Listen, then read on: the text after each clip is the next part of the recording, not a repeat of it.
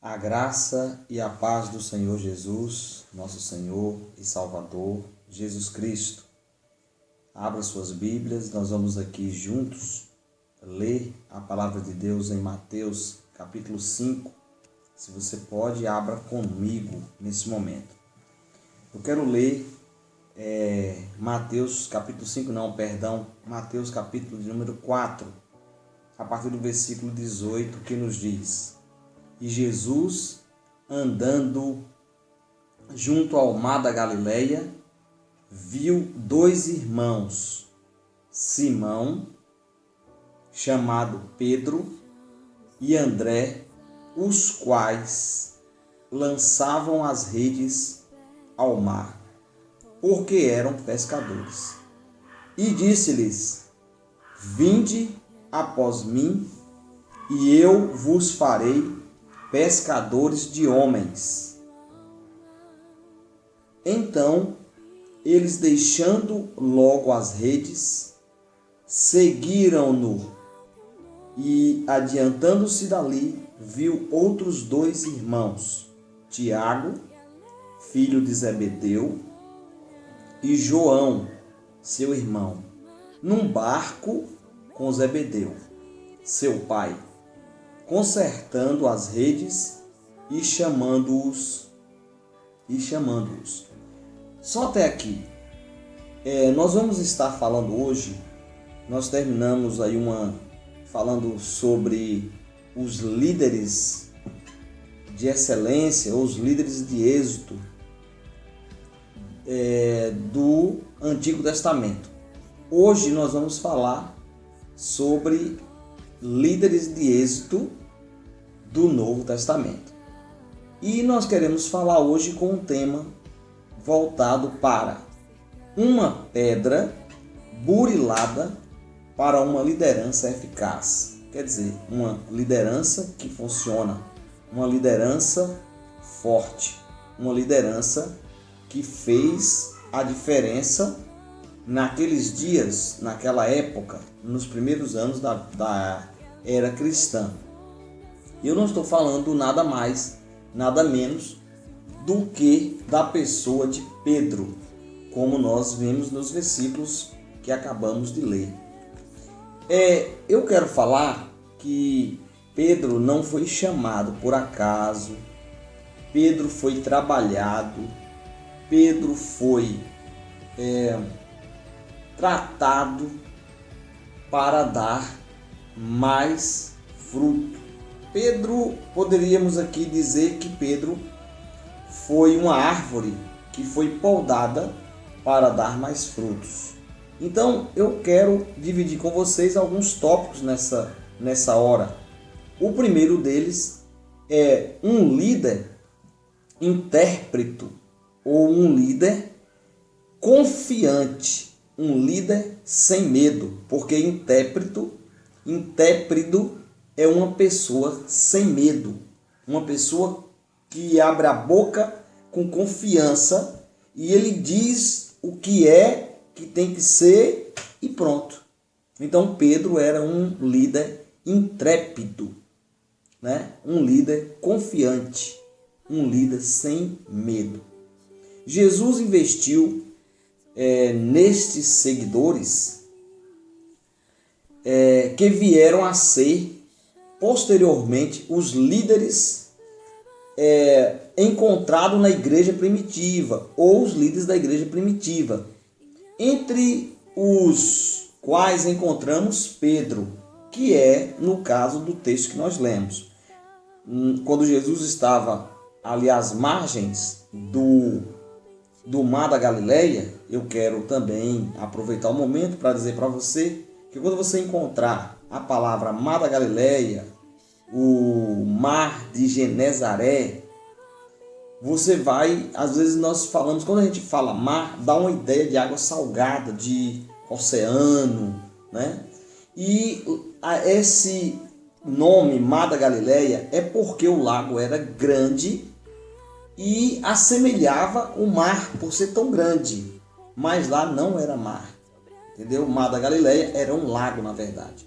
Então, nós vamos ver que Jesus andando por lá, ele viu Pedro e André, que eram irmãos. Depois, mais na frente, ele vai encontrar com Tiago e João. Então, nós vamos ver que ele encontrou ali 4 discípulos, ou 4 homens que se tornariam discípulos e depois apóstolos, a ponto de, nessa empreitada de Jesus, ele então consegue pegar, que é o assunto de hoje, Pedro.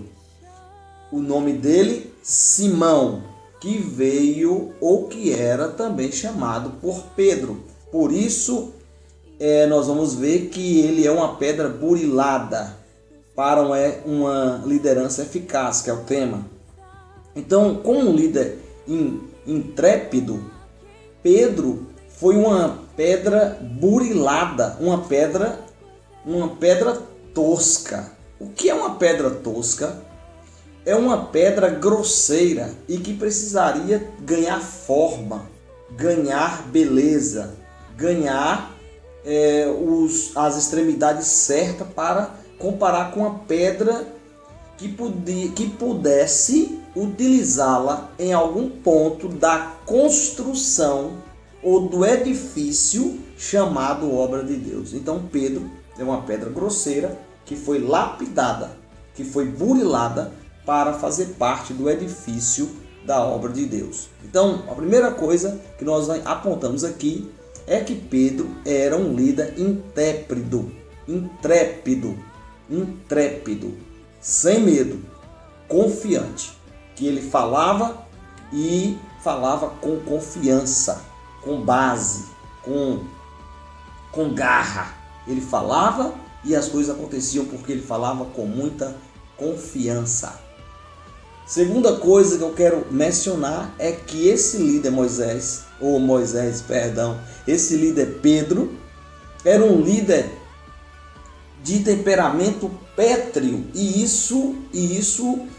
esse temperamento pétreo, que quer dizer resistência, ou petroso, ou que tem característica de pedra, um negócio duro, é como hoje dizem por aí, osso duro de roer. Então Pedro era esse líder de temperamento pétreo, de um temperamento forte, né? Resistente. E nós vamos ver então que ele sendo essa pedra, ele sendo esse temperamento resistente, nós vamos entender que o nome dele, de Pedro, leva o caráter dele, como ele era. E aproveitando o momento, vai ter em Mateus que Jesus vai perguntar quem ele era, né? Quem dizem os homens que eu sou? E alguém vai dizer, o Pedro vai dizer, tu és o Filho de Deus vivo, né? Tu és o Cristo, o Filho de Deus vivo. E aí Jesus vai falar para ele, tu não revelou a carne, mas o Pai que está no céu. Ele diz, e eu te digo que tu és Pedro, e sobre esta pedra edificarei a minha igreja. Quando Jesus disse isso, deturparam a palavra de Cristo, a palavra do nosso Jesus, a ponto de colocarem um homem como sendo um homem, o cabeça da igreja, a pedra da igreja.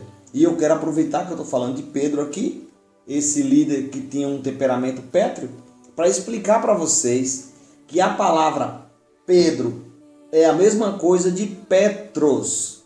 E a palavra Petros significa fagulhas de pedras ou pedras pequenas. Mas quando Jesus diz assim, mas esta pedra edificaria a minha igreja, ele está dizendo, essa pedra é inamovível, que é chamada de pedra angular, pedra de esquina, rocha. Pedro, Petros, fagulhas. Mas quando Jesus diz esta pedra, Jesus está dizendo assim, sobre uma pedra inamovível, sobre uma rocha, eu edificarei a minha igreja. Resumindo o que eu quero dizer, a igreja não foi edificada em Pedro.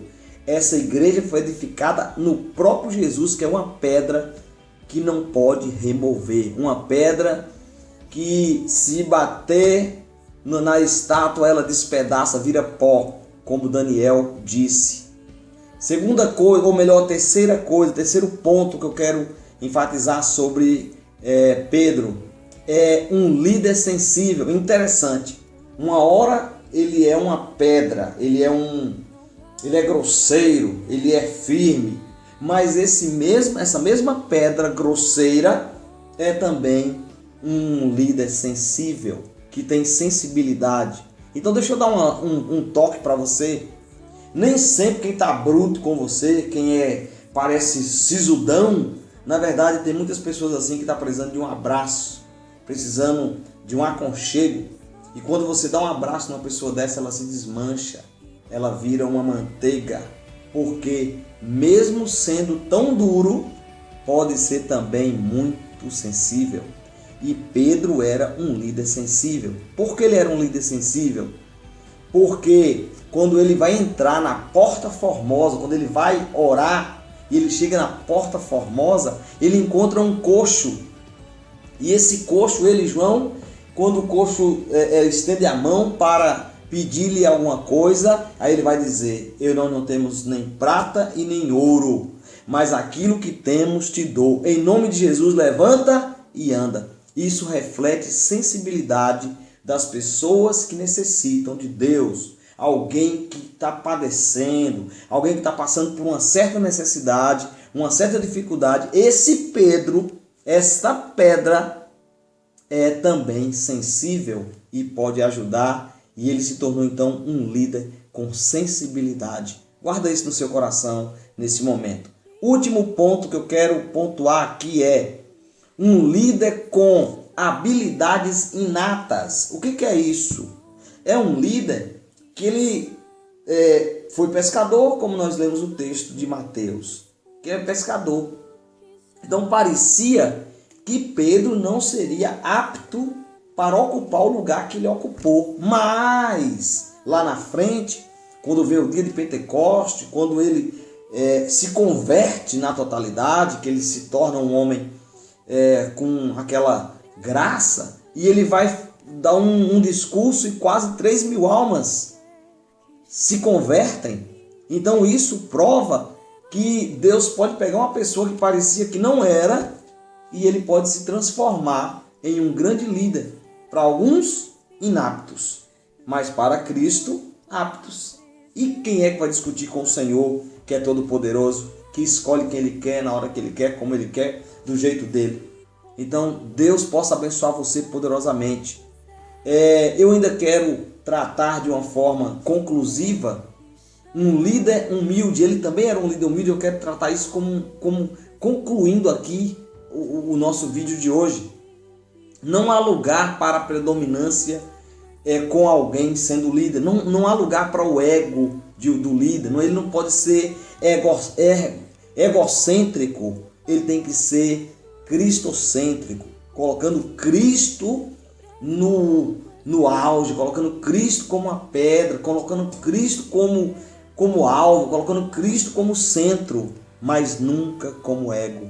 Se nós colocarmos o nosso ego, o centro da nossa vontade, então não é obra de Deus, é obra nossa, e não vai para frente. Então, na igreja de Cristo, não pode haver o orgulho, visto que o orgulho sempre se oculta ali no calcanhar do poder. Então, alguém tem poder e esse poder acaba causando um egoísmo, tipo assim, achando que ele pode, e isso não combina com alguém que é chamado para ser líder. Todo líder, vou repetir isso, já devo ter falado algumas vezes, todo líder tem que ser mais humilde do que o mais humilde crente que tiver naquele lugar que ele seja liderado. Então ele tem que ser o exemplo de humildade, tardio em falar. Sabe quando nós pecamos? Quando nós falamos muito, abre a boca do nada, fala qualquer coisa que vem na mente. E o líder tem que pensar, querido. Você que me vê nesse vídeo, o líder tem que pensar, o líder tem que raciocinar, o líder tem que respirar. Se ele não respirar, ele fala besteira.